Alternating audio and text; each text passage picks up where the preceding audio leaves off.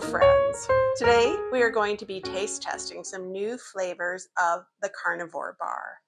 And I've discovered these folks quite by accident while scrolling through social media, as people do. And this is one way where you can have nutrient dense and lower oxalate food on the go. So one of the challenges with both low oxalate and carnivore eating, if you tend in that direction, and I do, are things like food on the go or food that you can keep on hand and be able to eat at a moment's notice.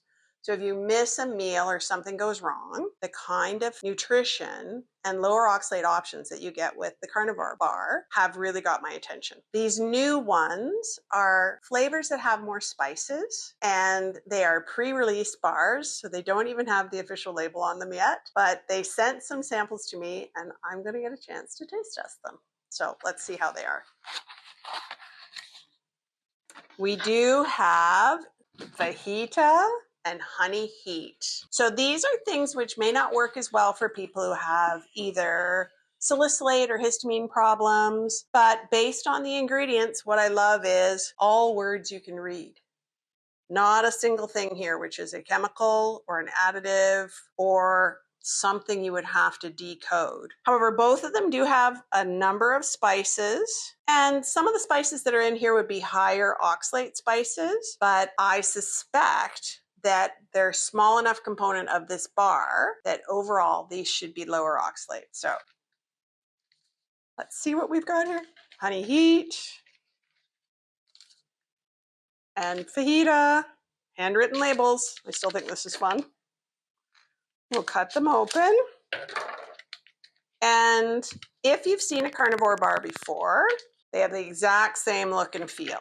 For those of you who have not had a Carnivore Bar before, one of the things I find really fun here is that there is a crunchy texture because of how they handle the beef.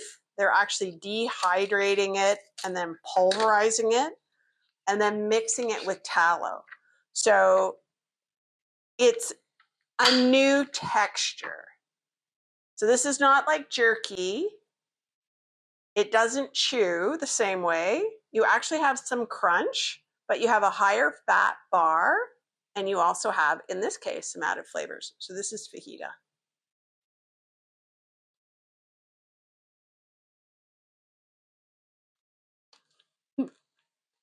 This is very good.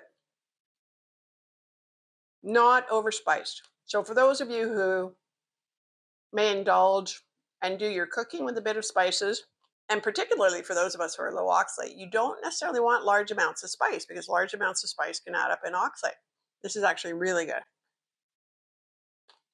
I'm not a huge fan of really, really spicy food. Spices in here: chili powder, paprika, onion, garlic, cumin, and cayenne. Definitely doable for those who might not have a tolerance for higher spice foods. Very good. Now, honey heat. This one cheats with just a little bit of raw honey, and it also has chili powder, paprika, onion, garlic, cumin, but then we have cayenne, lime, jalapeno, and habanero peppers.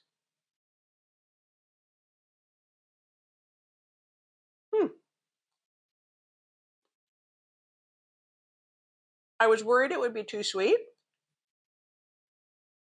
That's really good. Just a hint of sweetness. So if you're somebody who really can't do carbs, this might be within your tolerance level. But do keep in mind, this one does have honey. So if you're trying to stay lower carb and have any issues with sweet taste, this one would not be for you. I like both of them. I probably like the fajita a little bit better. And for those of you who have not had a Carnivore Bar, what you have to be ready for is the mouth feel of a high-fat food.